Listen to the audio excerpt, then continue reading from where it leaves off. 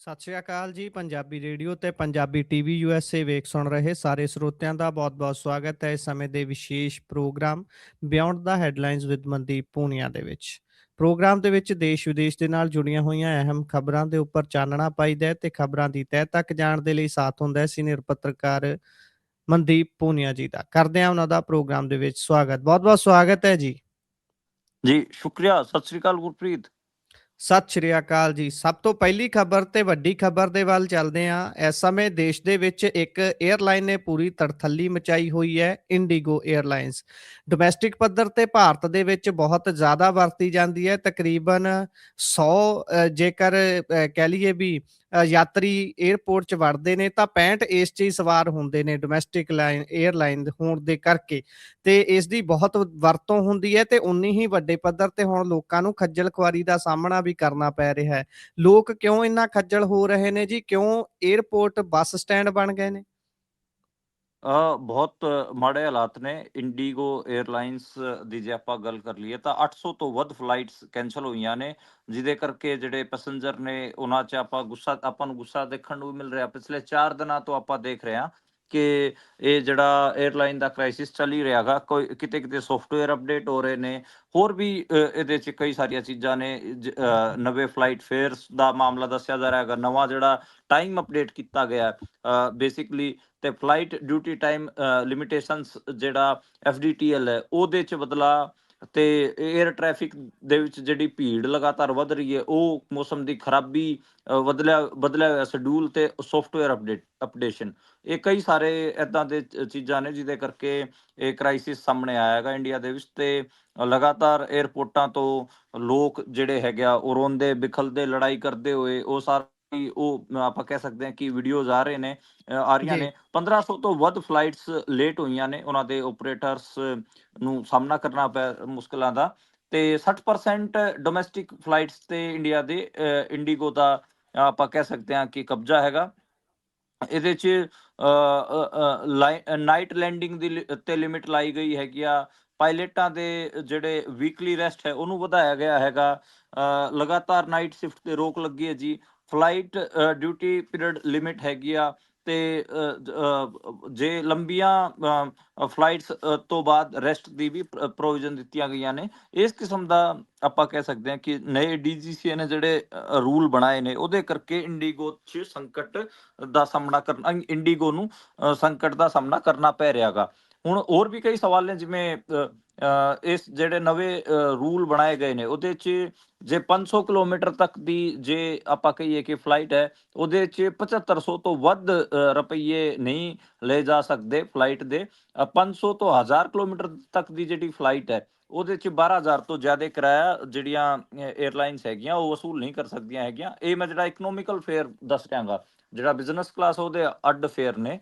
ਤੇ ਸਭ ਤੋਂ ਵੱਧ ਜਿਹੜਾ ਆਪਾਂ ਕਹਿ ਸਕਦੇ ਹਾਂ ਕਿਰਾਇਆ ਡੋਮੈਸਟਿਕ 'ਚ, ਉਹ 18000 ਕੀਤਾ ਗਿਆ ਹੈਗਾ। ਤੇ ਇਹ ਨਵੇਂ ਰੂਲ ਲਾਗੂ ਹੋ ਜਾਣਗੇ। ਤੇ ਇਹਦੇ 'ਚ ਦੇਖੋ ਬਣਦਾ ਕੀ ਹੈ, ਕਿਉਂਕਿ ਇੰਡੀਗੋ ਏਅਰਲਾਈਨਸ ਦਾ ਕ੍ਰਾਈਸਿਸ ਤਾਂ ਨਿਕਲ ਕੇ ਸਾਹਮਣੇ ਹੀ ਆ ਰਿਹਾ ਹੈਗਾ। ਜੇ ਨਵੇਂ ਰੂਲ ਲਾਗੂ ਹੁੰਦੇ ਨੇ ਇਹਦਾ ਇੰਡੀਆ ਦੀ ਏਅਰਲਾਈਨ ਇੰਡਸਟਰੀ ਤੇ ਕੀ ਅਸਰ ਪਊਗਾ, ਉਹ ਤਾਂ ਮਤਲਬ ਆਉਣ ਵਾਲੇ ਦਿਨਾਂ 'ਚ ਆਪਾਂ ਨੂੰ ਪਤਾ ਲੱਗੂਗਾ। ਜੀ, ਵੇਖਦੇ ਹਾਂ ਆਉਣ ਵਾਲੇ ਦਿਨਾਂ 'ਚ ਬਣਦਾ ਕੀ ਹੈ। ਵੈਸੇ ਸਰਕਾਰ ਦੇ ਵੱਲੋਂ ਇਹਨਾਂ ਨੂੰ ਖਾਸ ਹਦਾਇਤਾਂ ਵੀ ਜਾਰੀ ਕਰ ਦਿੱਤੀਆਂ ਗਈਆਂ ਨੇ। ਅਗਲੀ ਗੱਲ ਕਰਦੇ ਹਾਂ, ਪੁਤਿਨ ਦੇ ਭਾਰਤ ਦੇ ਵਿੱਚ ਆਉਣ ਤੇ ਬੜੀਆਂ ਕਹਿੰਦੇ ਡੀਲਾਂ ਹੋਈਆਂ ਨੇ, ਕੁਝ ਡੀਲਾਂ ਸਿਰੇ ਨਹੀਂ ਵੀ ਚੜੀਆਂ। ਪਰ ਉਧਰ ਕਾਂਗਰਸ ਨੇ ਜਿਸ ਤਰੀਕੇ ਦੇ ਨਾਲ ਇਸ ਸਾਰੇ ਵਿਜ਼ਿਟ ਨੂੰ ਲਿਆ ਹੈ, ਉਹਦੇ ਤੇ ਵੀ ਨਜ਼ਰ ਮਾਰਨੀ ਬਣਦੀ ਹੈ। ਕਾਂਗਰਸ ਦੇ ਵਿਰੋਧੀ ਧਿਰ ਦੇ ਨੇਤਾ ਜਿਹੜੇ ਰਾਹੁਲ ਗਾਂਧੀ ਹੋਣੀ ਨੇ, ਉਹਨਾਂ ਨੇ ਇਸ ਤੇ ਖਾਸ ਟਿੱਪਣੀ ਕੀਤੀ ਸੀ ਵੀ ਭਾਈ ਮੈਨੂੰ ਮਿਲਣ ਨਹੀਂ ਦਿੱਤਾ ਜਾ ਰਿਹਾ। ਪਰ ਇਹ ਸਾਰੇ ਦੇ ਵਿਚਾਲੇ ਇੱਕ ਕਾਂਗਰਸੀ ਜਿਹੜਾ ਉੱਥੇ ਜਾ ਕੇ ਮਹਿਫਿਲ ਦਾ ਸ਼ਿੰਗਾਰ ਬਣਿਆ, ਸ਼ਸ਼ੀ ਥਰੂਰ, ਉਸ ਦੀ ਜ਼ਰੂਰ ਗੱਲ ਕਰਨੀ ਬਣਦੀ ਹੈ। ਸ਼ਸ਼ੀ ਥਰੂਰ ਵੀ ਕਾਂਗਰਸੀ ਹੈ, ਉਹ ਵੀ ਵਿਰੋਧੀ ਪਾਰਟੀ ਦਾ ਹੈ, ਪਰ ਉਹਨੂੰ ਐਂਟਰੀ ਮਿਲ ਗਈ ਜੀ। ਇਹ ਕਿਵੇਂ ਸੰਭਵ ਹੈ? ਦੇਖੋ, ਆਪਾਂ ਕਹੀਏ ਕਿ ਜਿਹੜਾ ਪੁਤਿਨ ਦਾ ਦੌਰਾ ਹੈਗਾ ਇੰਡੀਆ ਦੇ ਵਿੱਚ, ਉਹ ਪੂਰਾ ਹੋ ਚੁੱਕਿਆ ਗਾ। ਤੇ ਆਖਰੀ 'ਚ ਸਟੇਟ ਡਿਨਰ ਆਯੋਜਿਤ ਕੀਤਾ ਗਿਆ ਸੀ, ਜਿਹਦੇ 'ਚ ਤੁਸੀਂ ਸਹੀ ਕਹਿ ਰਹੇ ਹੋ ਕਿ ਜਿਹੜੇ ਆਪੋਜੀਸ਼ਨ ਲੀਡਰ ਹੈਗੇ ਆ, ਰਾਹੁਲ ਗਾਂਧੀ ਹੋਣ ਜਾਂ ਮਲਿਕਾਰਜੁਨ ਖੜਗੇ ਹੋਣ, ਦੋਵੇਂ ਹਾਊਸਿਸ ਦੇ, ਲੋਕ ਸਭਾ ਤੇ ਰਾਜ ਸਭਾ ਦੇ, ਉਹਨਾਂ ਨੂੰ ਨਹੀਂ ਸੱਦਿਆ ਗਿਆ। ਤੇ ਸੱਦਿਆ ਗਿਆ ਤਾਂ ਸ਼ਸ਼ੀ ਥਰੂਰ ਨੂੰ। ਸ਼ਸ਼ੀ ਥਰੂਰ ਤਰੀਫਾਂ ਦੇ ਪੁੱਲ ਬਣ ਰਹੇ ਸੀਗੇ ਉਸ ਤੋਂ ਬਾਅਦ। ਤੇ ਜੈਰਾਮ ਰਮੇਸ਼ ਤੋਂ ਲੈ ਕੇ ਪਵਨ ਖੇੜਾ ਹੋਰ ਵੀ ਕਈ ਕਾਂਗਰਸੀ ਆਗੂਆਂ ਨੇ ਕਨਫਰਮ ਕੀਤਾ ਕਿ ਉਹਨਾਂ ਨੂੰ ਜਿਹੜੇ ਲੀਡਰ ਆਫ ਆਪੋਜੀਸ਼ਨ ਹੈਗੇ ਉਹਨਾਂ ਨੂੰ ਨਹੀਂ ਸੱਦਿਆ ਗਿਆ। ਤੇ ਜਿਹੜੀ ਪੁਤਿਨ ਦੀ ਜਿਹੜੀ ਆਪਾਂ ਕਹਿ ਲਈਏ ਕਿ ਵਿਜ਼ਿਟ ਸੀਗੀ, ਉਹਨੂੰ ਲੈ ਕੇ ਕਈ ਸਾਰੇ ਸਵਾਲ ਵੀ ਨੇ, ਕਈ ਸਾਰੀਆਂ ਚੀਜ਼ਾਂ ਵੀ ਹੋਈਆਂ, ਜਿਹਦੇ 'ਚ ਜੇ ਆਪਾਂ ਗੱਲ ਕਰੀਏ ਕਿ ਇੱਕ ਖਬਰ ਲਗਾਤਾਰ ਇਹ ਚਲਵਾਈ ਗਈ ਕਿ 2030 ਤੱਕ ਦਾ ਜਿਹੜਾ ਆਰਥਿਕ ਰੋਡ ਮੈਪ ਹੈ, ਇਕਨੋਮਿਕ ਰੋਡ ਮੈਪ ਹੈ, ਉਹਦੇ ਤੇ ਸਹਿਮਤੀ ਹੋਈ ਹੈ ਰੂਸ ਨਾਲ। ਤੇ ਰੂਸ ਦੇ ਜਿਹੜੇ ਨਾਗਰਿਕ ਹੈਗੇ ਉਹਨਾਂ ਨੂੰ 30 ਦਿਨ ਦਾ ਫ੍ਰੀ ਵੀਜ਼ਾ ਦੇਣ ਦੀ ਵੀ ਇੰਡੀਆ ਨੇ ਸਹਿਮਤੀ ਜਤਾਈ ਹੈ। ਤੇ ਰੂਸੀ ਤੇਲ ਦੀ ਸਪਲਾਈ, ਰਸ਼ੀਅਨ ਆਇਲ ਦੀ ਸਪਲਾਈ ਨੂੰ ਲੈ ਕੇ ਵੀ ਕਈ ਸਾਰੀਆਂ ਗੱਲਾਂ ਹੋਈਆਂ ਨੇ। ਬਾਕੀ ਇੱਕ ਗੱਲ ਇਹ ਵੀ ਆਖੀ ਜਾ ਰਹੀ ਹੈ ਕਿ ਜਿਹੜੀ ਲੇਬਰ ਮਾਈਗ੍ਰੇਸ਼ਨ ਹੈ ਉਹਨੂੰ ਲੈ ਕੇ ਜੀ, ਵੀ ਕਈ ਸਾਰੀਆਂ ਕਈ ਸਾਰੀ ਗੱਲ ਆਈਆਂ ਨੇ। ਤੇ ਜੀ। ਇਹਦੇ 'ਚ ਮਤਲਬ ਇਹ ਹੈ ਕਿ ਕਾਫੀ ਆਪਾਂ ਕਹਿ ਸਕਦੇ ਹਾਂ ਕਿ ਚੀਜ਼ਾਂ ਦੇਖਣ ਨੂੰ ਮਿਲੀਆਂ। ਇਹ ਜਿਹੜੀ ਮੀਟਿੰਗ ਸੀਗੀ, ਪਰ 2 ਦਿਨ ਦਾ ਵਿਜ਼ਿਟ ਸੀ। ਪਰ ਆਪਾਂ ਇਹ ਦੇਖ ਰਹੇ ਸੀਗੇ ਕਿ ਜਿਹੜਾ ਜਿਸ ਹਿਸਾਬ ਨਾਲ ਇਹ ਅੰਦਾਜ਼ਾ ਲਾਇਆ ਜਾ ਰਿਹਾ ਸੀ ਕਿ ਕੋਈ ਵੱਡੀ ਡੀਲ ਕਰੂਗਾ ਇੰਡੀਆ ਰਸ਼ੀਆ ਨਾਲ, ਉਸ ਕਿਸਮ ਦਾ ਕੁਝ ਆਪਾਂ ਨੂੰ ਦੇਖਣ ਨੂੰ ਨਹੀਂ ਮਿਲਿਆ। ਜੀ। ਅਗਲੀ ਗੱਲ ਆਪਾਂ ਕਰਦੇ ਹਾਂ ਭਾਰਤ ਦੀ ਯੂਕਰੇਨ ਦੇ ਵਿੱਚ ਯੂਐਨ ਦੇ ਵਿੱਚ ਯੂਕਰੇਨ ਨੂੰ ਲੈ ਕੇ ਚੁੱਪੀ।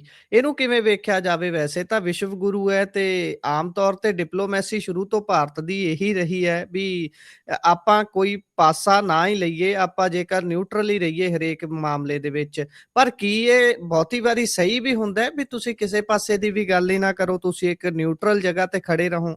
ਬੇਸ਼ੱਕ ਵੈਦਰ ਇੱਕ ਚੀਜ਼ ਗਲਤ ਨਹੀਂ ਹੋ, ਨਹੀਂ, ਇੱਕ ਸਹੀ ਇਸ ਹੋ। ਨੂੰ ਗੁਰਪ੍ਰੀਤ ਤੁਸੀਂ ਇਸ ਖਬਰ ਨੂੰ ਮਤਲਬ ਜਿਸ ਹਿਸਾਬ ਨਾਲ ਦੇਖਣ ਦੀ ਕੋਸ਼ਿਸ਼ ਕਰੋ, ਇਹਨੂੰ ਦੂਜੇ ਹਿਸਾਬ ਨਾਲ ਦੇਖੋ। ਜੀ, ਪੁਤਿਨ ਦੀ ਇੰਡੀਆ ਦੇ ਵਿੱਚ ਯਾਤਰਾ ਹੋ ਰਹੀ ਹੈ, ਉਹ ਇੱਥੇ ਜੀ, ਆਏ ਨੇ। ਉਸ ਤੋਂ ਜੀ, ਠੀਕ ਪਹਿਲਾਂ ਯੂਐਨ ਦੇ ਵਿੱਚ ਰਸ਼ੀਆ ਦੇ ਖਿਲਾਫ ਵੋਟਿੰਗ ਹੋਈ ਸੀ। ਜੀ, ਅਤੇ ਉਹ ਜਿਹੜੀ ਵੋਟਿੰਗ ਹੋਈ ਸੀ ਯੂਕਰੇਨ ਦੇ ਵਿੱਚ ਜਿਹੜੇ ਬੱਚਿਆਂ ਤੇ ਹਮਲੇ ਹੋ ਰਹੇ ਨੇ ਉਹਨੂੰ ਲੈ ਕੇ ਵੀ ਹੋਈ ਸੀ। ਤੇ ਇਹਦੇ 'ਚ ਯੂਕਰੇਨੀ ਬੱਚਿਆਂ ਦੀ ਜਿਹੜੀ ਇੱਕ ਇੱਕ ਆਪਾਂ ਕਹਿ ਲਈਏ ਕਿ ਨਿਰਵਾਸਨ ਕੀਤਾ ਜਾ ਰਿਹਾ ਗਾ, ਉਹਨਾਂ ਨੂੰ ਜ਼ਬਰਦਸਤੀ ਭੇਜਿਆ ਜਾ ਰਿਹਾ ਗਾ। ਤੇ ਉਹਨੂੰ ਲੈ ਕੇ ਸਵਾਲ ਸੀਗੇ ਉਹਦੇ 'ਚ। ਯੂਐਨ ਦਾ ਜਿਹੜਾ ਆਪਾਂ ਕਹੀਏ ਕਿ ਮਤਾ ਸੀਗਾ, ਉਹਦੇ 'ਚ 91 ਵੋਟਾਂ ਪਈਆਂ, 12 ਦੇਸ਼ਾਂ ਨੇ ਵਿਰੋਧ ਕੀਤਾ।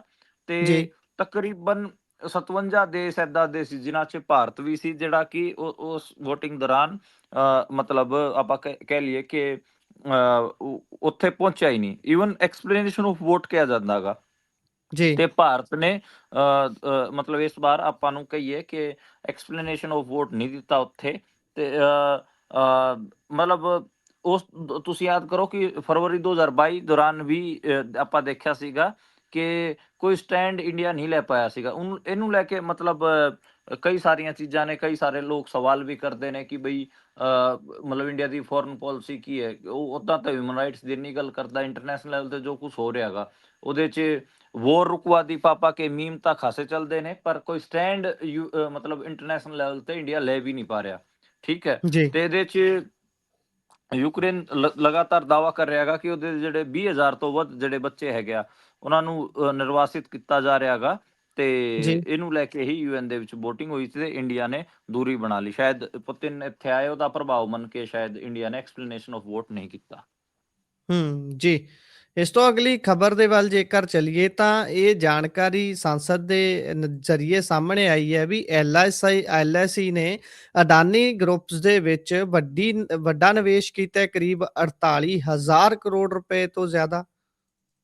ਹਾਂਜੀ, ਸੰਸਦ ਦੇ ਵਿੱਚ ਇਹ ਸਵਾਲ ਪੁੱਛਿਆ ਗਿਆ ਸੀਗਾ ਕਿ ਐਲਆਈਸੀ ਦੇ ਅੰਦਰ ਅਡਾਨੀ ਦੀ ਜਿਹੜੀ ਐਲਆਈਸੀ ਜਿਹੜੀ ਹੈਗੀ ਆ, ਉਹਨੇ ਅਡਾਨੀ ਦੀ ਕੰਪਨੀਆਂ ਅੰਦਰ ਕਿੰਨਾ ਨਿਵੇਸ਼ ਕੀਤਾ ਹੋਇਆ। ਉਹਦੇ 'ਚ ਫਿਰ ਜਿਹੜੇ ਫਾਈਨੈਂਸ ਮਿਨਿਸਟਰ ਨਿਰਮਲਾ ਸੀਤਾਰਮਨ ਨੇ, ਉਹਨਾਂ ਨੇ ਦੱਸਿਆ ਕਿ 30 ਸਤੰਬਰ ਤੱਕ ਜਿਹੜੇ ਡੇਟਾ ਅਵੇਲੇਬਲ ਹੈਗੇ ਆ, ਉਹਦੇ ਹਿਸਾਬ ਨਾਲ ਤਕਰੀਬਨ 48,284 ਜਿਹੜੇ ਕਰੋੜ ਰੁਪਈਏ ਹੈਗੇ ਆ, ਉਹ ਐਲਆਈਸੀ ਨੇ ਅਡਾਨੀ ਦੇ ਕੰਪਨੀ 'ਚ ਇਨਵੈਸਟ ਕੀਤੇ ਹੋਏ ਹੈਗੇ ਆ। ਜਿਹੜਾ ਇਹ ਸਵਾਲ ਸੀਗਾ, ਇਹ ਜਿਹੜੇ ਐਮਪੀ ਸੀਗੇ ਮੁਹੰਮਦ ਜਵੇਦ ਅਤੇ ਮਹੂਆ ਮੋਇਤਰਾ, ਉਹਨਾਂ ਦੋਵਾਂ ਨੇ ਪੁੱਛਿਆ ਸੀਗਾ।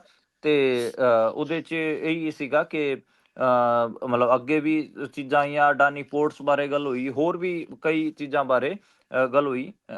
ਤੇ ਤਕਰੀਬਨ 500 ਕੰਪਨੀਆਂ ਇੱਦਾਂ ਦੀਆਂ ਹੈਗੀਆਂ ਅਡਾਨੀ ਗਰੁੱਪ ਨਾਲ ਰਿਲੇਟਿਡ, ਜਿਨ੍ਹਾਂ 'ਚ ਜਿਹੜੀ ਨਿਵੇਸ਼ ਆਪਾਂ ਨੂੰ ਦੇਖਣ ਨੂੰ ਮਿਲਿਆ ਹੈਗਾ ਐਲਆਈਸੀ ਦਾ।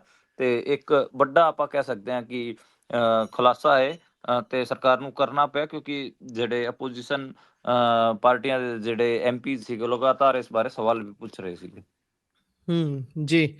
ਉਧਰ ਇਹ ਖਬਰ ਨਿਕਲ ਕੇ ਆ ਰਹੀ ਹੈ ਕਿਉਂਕਿ ਸੰਸਦ ਦੇ ਵਿੱਚ ਹਨੂਮਾਨ ਬੈਨੀਵਾਲ ਜਿਹੜੇ ਨੇ ਸੰਸਦ ਨੇ, ਉਹਨਾਂ ਨੇ ਆਵਾਜ਼ ਚੱਕੀ ਵੀ 61 ਭਾਰਤੀ ਜਿਹੜੇ ਰੂਸੀ ਸੈਨਾ 'ਚ ਫਸੇ ਹੋਏ ਨੇ। ਕੀ ਲੱਗਦਾ ਜੀ ਇਹ ਗੱਲ ਡਿਨਰ ਟੇਬਲ ਤੇ ਵੀ ਹੋਈ ਹੋਊ ਕਿਉਂਕਿ ਰੂਸ ਵਾਲੇ ਤਾਂ ਇੱਥੋਂ ਗਏ ਨੇ? ਦੇਖੋ ਇਹਦੇ 'ਚ ਜਿਹੜੇ 61 ਭਾਰਤੀ ਜਿਹੜੇ ਫਸੇ ਹੋਏ ਨੇ ਸੰਸਦ ਦੇ ਵਿੱਚ, ਉਹਦਾ ਮੁੱਦਾ ਤਾਂ ਲੋਕ ਸਭਾ ਦੇ ਵਿੱਚ ਉੱਠਿਆ ਗਾ, ਹਨੂੰਮਾਨ ਬੈਨੀਵਾਲ ਨੇ ਚੁੱਕਿਆ ਗਾ। ਕੀ ਉਹ ਪੁਤਿਨ ਨਾਲ ਵੀ ਉਹਦੇ ਬਾਰੇ ਗੱਲ ਹੋਈ ਹੋਊਗੀ, ਇਹ ਤਾਂ ਮਤਲਬ ਕਹਿ ਨਹੀਂ ਸਕਦੇ ਆਪਾਂ। ਤੇ ਬੈਨੀਵਾਲ ਨੇ ਜਿਹੜਾ ਹੈਗਾ ਉਹ ਸਾਰਾ ਦੱਸਿਆ ਕਿ ਕਿਵੇਂ ਜਿਹੜੇ ਪਰਿਵਾਰਾਂ ਤੋਂ ਉਹਨਾਂ ਬੱਚਿਆਂ ਦੇ ਸੰਪਰਕ ਟੁੱਟੇ ਹੋਏ ਨੇ, 3-4 ਮਹੀਨਿਆਂ ਤੋਂ ਲਗਾਤਾਰ ਮੈਂਟਲ ਪ੍ਰੈਸ਼ਰ 'ਚ ਵੀ ਨੇ, ਉਹਨਾਂ ਦੀ ਗੱਲ ਸੁਣੀ ਨਹੀਂ ਜਾ ਰਹੀ। ਠੀਕ ਹੈ ਕਿ ਤੁਹਾਡੀ ਰੂਸ ਨਾਲ, ਰਸੀਆ ਨਾਲ ਕੋਈ ਗੱਲਬਾਤ ਚੱਲ ਰਹੀ ਹੈ, ਪਰ ਘੱਟੋ ਘੱਟ ਉਹਨਾਂ ਬੱਚਿਆਂ ਨੂੰ ਵਾਪਸ ਮੁਲਕ 'ਚ ਲੈ ਕੇ ਆਇਆ ਜਾਵੇ, ਇਹਦੇ ਬਾਰੇ ਘੱਟੋ ਘੱਟ ਕੋਈ ਤਾਂ ਗੱਲ ਹੋਵੇ। ਤੇ ਜਿਹੜੇ ਫੋਰਨ ਮਿਨਿਸਟਰੀ, ਵਿਦੇਸ਼ ਮੰਤਰਾਲੇ, ਉਹਦੇ ਆંકੜਿਆਂ ਅਨੁਸਾਰ ਜੁਲਾਈ 2024 ਤੱਕ 127 ਜਿਹੜੇ ਇੰਡੀਅਨ ਸੀਗੇ ਉਹ ਰਸ਼ੀਅਨ ਆਰਮੀ 'ਚ ਫਸੇ ਹੋਏ ਸੀ। ਕੁਝ ਜਿਹੜੇ ਹੈਗੇ ਆ ਉਹ ਵਾਪਸ ਵੀ ਆਏ ਨੇ, ਪਰ ਹਜੇ ਵੀ ਜਿਹੜੇ 61 ਬੱਚੇ ਹੈਗੇ ਆ ਉਹ ਇੰਡੀਆ ਦੇ ਫਸੇ ਹੋਏ ਨੇ। ਤੇ ਉਹਨੂੰ ਲੈ ਕੇ ਕਾਫੀ ਆਪਾਂ ਕਹਿ ਸਕਦੇ ਹਾਂ ਕਿ ਸਵਾਲ ਪੁੱਛੇ ਜਾ ਰਹੇ ਨੇ। ਹਰਿਆਣੇ 'ਚ ਖਾਸਾ ਰੌਲਾ ਪਿਆ, ਹਰਿਆਣੇ 'ਚ ਫਤਿਆਬਾਦ, ਹਿਸਾਰ, ਕਈ ਥਾਵਾਂ ਤੇ ਜਿਹੜੇ ਪਰਿਵਾਰ ਨੇ ਉਹ ਇਸ ਬਾਰੇ ਜੰਤਰ ਮੰਤਰ ਤੇ ਵੀ ਆ ਕੇ ਪ੍ਰੋਟੈਸਟ ਕਰ ਚੁੱਕੇ ਨੇ, ਤੇ ਹੋਰ ਵੀ ਚੀਜ਼ਾਂ ਇਹਦੇ 'ਚ ਚੱਲ ਰਹੀਆਂ ਨੇ। ਮਤਲਬ ਇਹ ਤਾਂ ਮਤਲਬ ਜਿਹੜਾ ਤੁਸੀਂ ਸਵਾਲ ਕਰ ਰਹੇ ਹੋ ਕਿ ਕੀ ਪੁਤਿਨ ਅੱਗੇ ਵੀ ਇਹ ਸਵਾਲ ਰੱਖਿਆ ਹੋਊਗਾ ਡਿਨਰ ਟੇਬਲ ਤੇ ਨਰਿੰਦਰ ਮੋਦੀ ਨੇ, ਮੈਨੂੰ ਨਹੀਂ ਲੱਗਦਾ ਕਿ ਇਸ ਕਿਸਮ ਦਾ ਕੋਈ ਸਵਾਲ ਰੱਖਿਆ ਗਿਆ ਹੋਊਗਾ। ਜੇ ਰੱਖਿਆ ਗਿਆ ਹੋਊਗਾ ਤਾਂ ਫਿਰ ਮਤਲਬ ਪੀਐਮਓ ਦੀ ਜਾਣਕਾਰੀ ਦੇ ਦੇਵੇ ਤਾਂ ਹੀ ਕੁਝ ਜੀ। ਉਹਦਾ ਹੋਊਗਾ। ਹੂੰ। ਜੀ।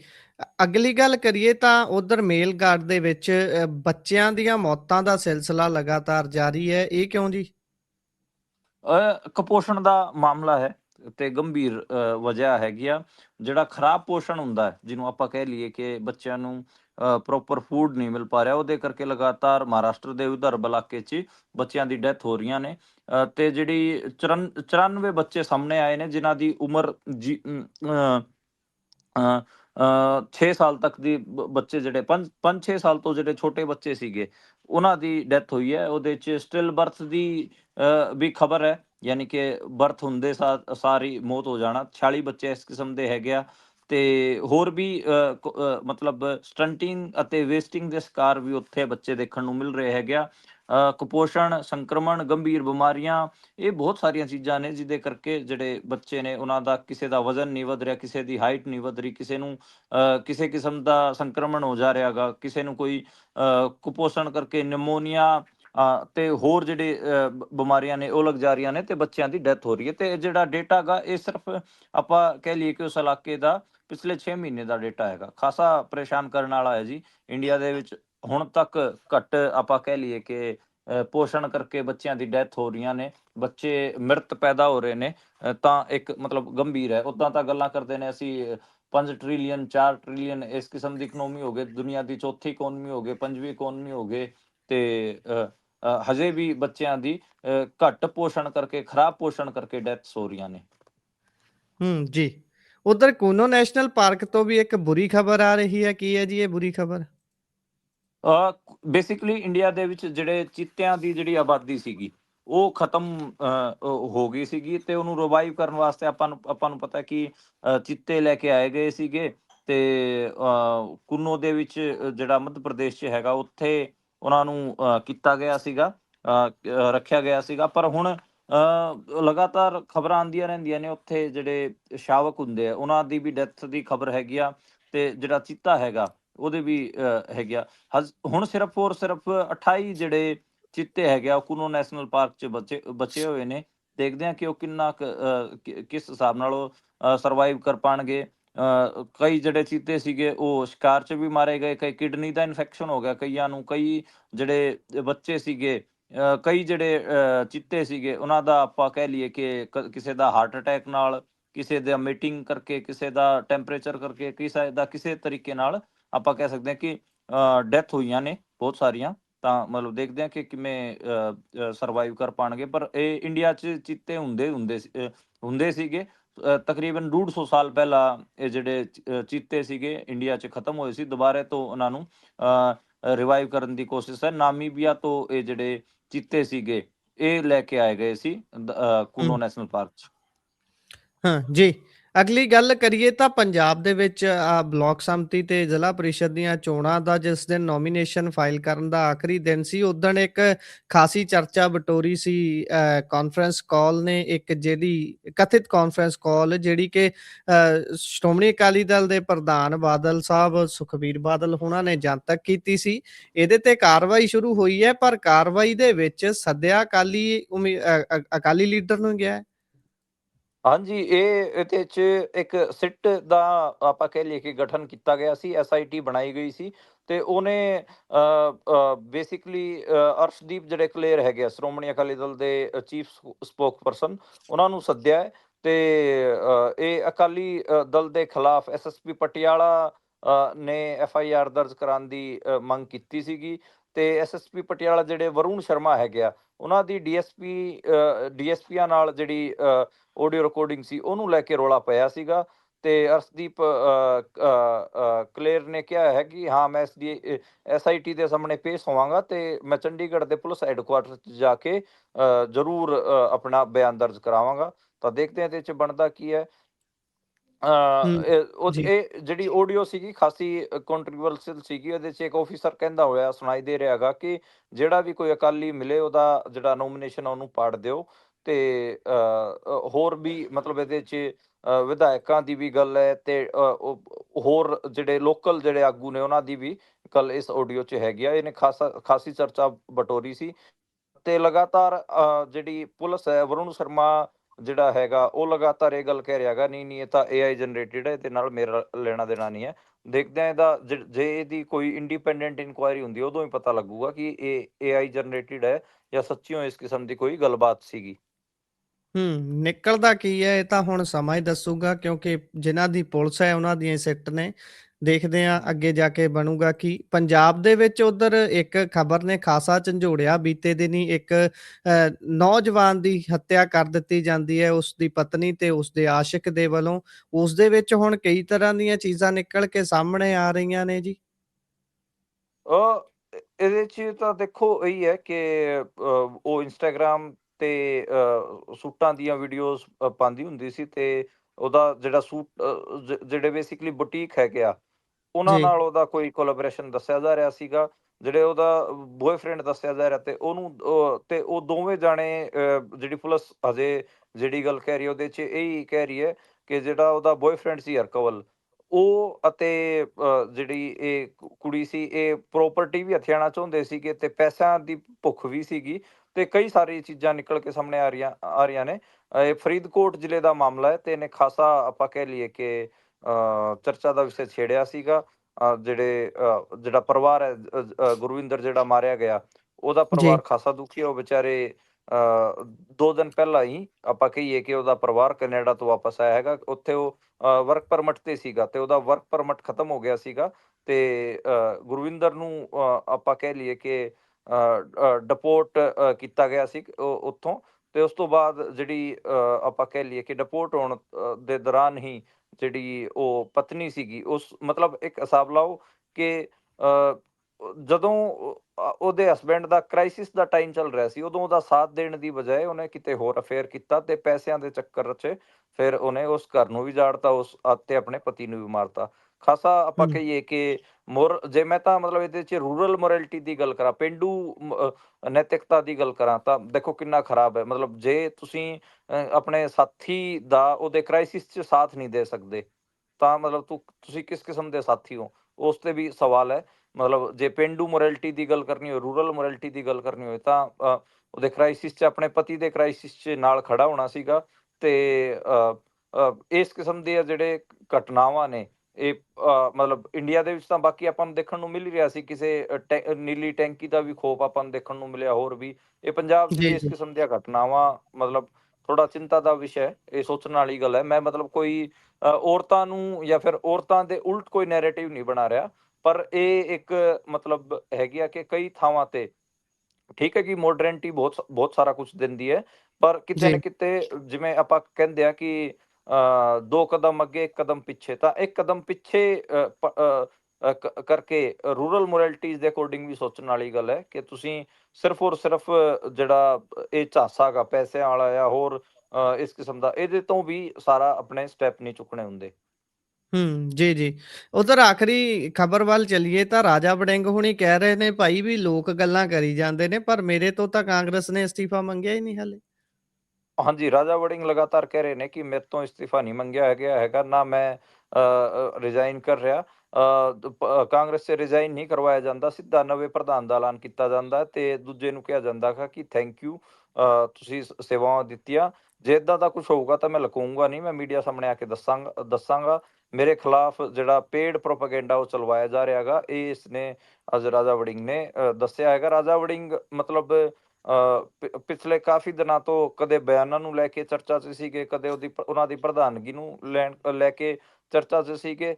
ਕੁਛ ਵੀ ਹੋਵੇ, ਮਤਲਬ ਇਹ ਪ੍ਰੈਸ ਕਾਨਫਰੰਸ ਮੈਂ ਵੀ ਸੁਣੀ ਸੀ, ਮਤਲਬ ਉਹਨੇ ਆਪਣਾ ਨੁਕਸਾਨ ਆਪਣਾ ਤਾਂ ਕੀ, ਉਹਦਾ ਤਾਂ ਕੀ ਨੁਕਸਾਨ ਹੋਣਾ ਗਾ, ਕਾਂਗਰਸ ਦਾ ਨੁਕਸਾਨ ਕਰਨ 'ਚ ਪੂਰਾ ਮਤਲਬ ਅੱਗੇ ਵਧ ਰਿਹਾ ਹੈ ਰਾਜਾ ਵੜਿੰਗ, ਤੇ ਕਹਿੰਦਾ ਮੇਰੇ ਖਿਲਾਫ ਇੱਕ ਪੇਡ ਕੈਂਪੇਨ ਕਿਸਮ ਦਾ ਚਲਾਇਆ ਜਾ ਰਿਹਾ ਗਾ। ਤਾਂ ਹੂੰ। ਖੈਰ ਉਹ ਜਿਹੜੀਆਂ ਉਹ ਸਟੇਟਮੈਂਟ ਦੇ ਰਿਹਾ ਗਾ, ਉਹ ਤਾਂ ਉਹ ਆਪ ਹੀ ਦੇ ਰਿਹਾ ਗਾ, ਉਹ ਜੀ, ਕੋਈ ਜੀ। ਉਹਦੇ ਮੂੰਹ ਤੋਂ ਕਵਾ ਨਹੀਂ ਰਿਹਾ। ਤਾਂ ਮੀਡੀਆ ਜੀ। ਤਾਂ ਮਤਲਬ ਨੋ ਡਾਊਟ ਕਿਸੇ ਚੀਜ਼ ਨੂੰ ਜ਼ਿਆਦਾ ਹਾਈਲਾਈਟ ਕਰਦੀ ਹੈ ਕਿ ਉਹਦੇ 'ਚ ਉਹਦੇ ਇੰਟਰਸਟ ਵੀ ਹੁੰਦੇ ਨੇ, ਪਰ ਇਹ ਸੂਤ ਵੀ ਆਇਆ ਹੋਇਆ ਗਾ, ਮਤਲਬ ਮੀਡੀਆ ਦੇ ਵੀ ਤੇ ਜਿਹੜੀ ਮੌਕੇ ਦੀ ਹਕੂਮਤ ਉਹਦੇ ਵੀ ਸੂਤ ਆਇਆ ਹੋਇਆ ਗਾ ਕਿ ਜਿਹੜੇ ਆਪੋਜੀਸ਼ਨ ਪਾਰਟੀ ਦਾ ਪ੍ਰਧਾਨ ਹੈ ਉਹ ਇੰਨਾ ਬੇਵਕੂਫ ਹੈ ਕਿ ਉਹ ਕੁਛ ਵੀ ਗੱਲਾਂ ਕਰੀ ਜਾ ਰਿਹਾ ਗਾ, ਤੇ ਉਹਦੇ ਕਰਕੇ ਉਹਨੂੰ ਫਾਇਦਾ ਤਾਂ ਹੋ ਹੀ ਰਿਹਾ ਗਾ। ਤੇ ਅਕਾਲੀ ਦਲ ਦਾ ਜਿਹੜਾ ਆਪਾਂ ਕਹਿ ਲਈਏ ਕਿ ਜਿਹੜਾ ਤਰਨਤਾਰਨ 'ਚ ਜਿਹੜਾ ਆਪਾਂ ਨੂੰ ਦੇਖਣ ਨੂੰ ਮਿਲਿਆ ਕਿ ਅਕਾਲੀ ਦਲ ਦੂਜੇ ਨੰਬਰ ਤੇ ਪਹੁੰਚਿਆ, ਤੇ ਉਹਦਾ ਇੱਕ ਰੀਜ਼ਨ ਇਹ ਵੀ ਸੀਗਾ ਕਿ ਜਿਹੜਾ ਕਾਂਗਰਸ ਪਾਰਟੀ ਦਾ ਜਿਹੜਾ ਇਹ ਪ੍ਰਧਾਨ ਹੈ ਖਾਸਾ ਨਾਲਾਇਕ ਹੈ, ਇਸੇ ਕਰਕੇ ਉੱਥੇ ਕਾਂਗਰਸ ਪਾਰਟੀ ਚੌਥੇ ਨੰਬਰ ਤੇ ਵੀ ਰਹੀ ਹੈ, ਇਹ ਵੀ ਆਪਾਂ ਨੂੰ ਪਤਾ ਹੋਣਾ ਚਾਹੀਦਾ। ਤਾਂ ਖੈਰ ਇਹ ਜਿਸ ਹਿਸਾਬ ਨਾਲ ਇਹ ਮੂੰਹ ਖੋਲਦਾ ਜਾਊਗਾ, ਆਪਣੀ ਇਸ ਕਿਸਮ ਦੀਆਂ ਸਟੇਟਮੈਂਟਾਂ ਦਿੰਦਾ ਜਾਊਗਾ, ਉਹ ਓਨਾ ਹੀ ਕਾਂਗਰਸ ਨੂੰ ਨੁਕਸਾਨ ਹੁੰਦਾ ਰਹੂਗਾ। ਮੈਨੂੰ ਲੱਗਦਾ ਗਾ ਕਿ ਜੇ 3-4 ਮਹੀਨੇ ਏਦਾਂ ਹੀ ਚੱਲਦਾ ਰਿਹਾ, ਤਾਂ ਕਿਤੇ 2027 ਦੇ ਇਲੈਕਸ਼ਨਾਂ 'ਚ ਮੇਨ ਧਿਰ ਮਤਲਬ ਮੇਨ ਪੋਜੀਸ਼ਨ ਧਿਰ ਦੇ ਤੌਰ ਤੇ ਦੂਜੇ ਨੰਬਰ ਦੀ ਪਾਰਟੀ ਦੇ ਤੌਰ ਤੇ ਕਦੇ ਅਕਾਲੀ ਦਲ ਨਾ ਉਭਰਿਆ ਹੋਵੇ, ਜਾਂ ਫਿਰ ਮਤਲਬ ਆਪਾਂ ਕਹਿ ਲਈਏ ਕਿ ਕਾਂਗਰਸ ਵਾਲੇ ਸਪੇਸ 'ਚ ਉਹਨੂੰ ਵੀ ਕਿਤੇ ਨਾ ਕਿਤੇ ਅਕਾਲੀ ਦਲ ਕੈਪਚਰ ਕਰ ਸਕਦੀ ਹੈ, ਪੂਰੀ ਸੰਭਾਵਨਾਵਾਂ ਨੇ। ਤੇ ਦੇਖੋ ਕਾਂਗਰਸ ਕੋਲ ਨੋ ਡਾਊਟ ਚੰਨੀ ਜਾਂ ਹੋਰ ਪ੍ਰਗਟ ਸਿੰਘ, ਹੋਰ ਵੀ ਕਈ ਆਸ਼ੂ ਜਾਂ ਫਿਰ ਇਸ ਕਿਸਮ ਦੇ ਆਗੂ ਸੀਗੇ ਜਿਨ੍ਹਾਂ ਦੀ ਇੱਕ ਫੇਸ ਵੈਲਿਊ ਤਾਂ ਸੁਖਪਾਲ ਖਹਿਰਾ, ਜਿਹੜੇ ਆਪਣੇ ਹਿਸਾਬ ਨਾਲ ਅਪੋਜੀਸ਼ਨ ਦਾ ਰੋਲ ਨਿਭਾ ਰਹੇ ਸੀਗੇ। ਪਰ ਜਦੋਂ ਲਗਾਤਾਰ ਪਾਰਟੀ 'ਚ ਫੁੱਟ ਦਿਖੂਗੀ ਤੇ ਇਸ ਕਿਸਮ ਦਾ ਨਾਲਾਇਕ ਪ੍ਰਧਾਨ ਦਿਖੂਗਾ, ਤਾਂ ਮਤਲਬ ਉਹਦਾ ਨੁਕਸਾਨ ਤਾਂ ਫਿਰ ਸਟੇਟ ਲੈਵਲ ਤੇ ਹੋਊਗਾ ਹੀ।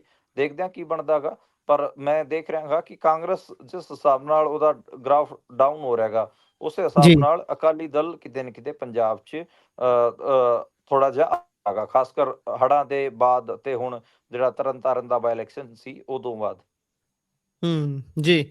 ਸੋ ਵੇਖਦੇ ਹਾਂ ਇਸ ਪ੍ਰਧਾਨ ਦੀ ਪ੍ਰਧਾਨਗੀ ਕਿੰਨਾ ਕੁ ਚਿਰ ਜਿਉਂਦੀ ਰਹਿੰਦੀ ਹੈ, ਤੇ ਜਿੱਦਾਂ ਤੁਸੀਂ ਦੱਸ ਹੀ ਦਿੱਤਾ ਵੀ ਭਾਈ ਇਹਨੂੰ ਕੁਝ ਨਹੀਂ ਕਹਿਣਾ, ਅਗਲਿਆਂ ਨੇ ਨਵਾਂ ਐਲਾਨ ਦੇਣਾ ਹੈ ਤੇ ਇਹਨਾਂ ਨੂੰ ਧੰਨਵਾਦ ਕਰ ਦੇਣਾ। ਦੇਖਦੇ ਹਾਂ ਖੈਰ ਬਣਦਾ ਕੀ ਹੈ, ਕਾਂਗਰਸ ਕਿੰਨੇ ਕੁ ਗੁਲ ਖਿਲਾ ਰਹੀ ਹੈ ਇਹਨਾਂ ਦੇ ਸਮੇਂ ਦੇ ਵਿੱਚ, ਉਹ ਵੀ ਸਾਰੇ ਦੇਖ ਹੀ ਰਹੇ ਨੇ, ਤੇ ਅਗਲਾ ਜਿਹੜਾ ਉਹ ਕਿਹੋ ਜਿਹਾ ਹੋਊ ਉਹ ਆਉਣ ਵਾਲੇ ਸਮੇਂ 'ਚ ਵੇਖਾਂਗੇ। ਫਿਲਹਾਲ ਪ੍ਰੋਗਰਾਮ ਦਾ ਸਮਾਂ ਇੱਥੇ ਹੀ ਸਮਾਪਤ ਹੁੰਦਾ ਹੈ। ਬਹੁਤ ਬਹੁਤ ਧੰਨਵਾਦ ਜੀ। ਧੰਨਵਾਦ ਜੀ।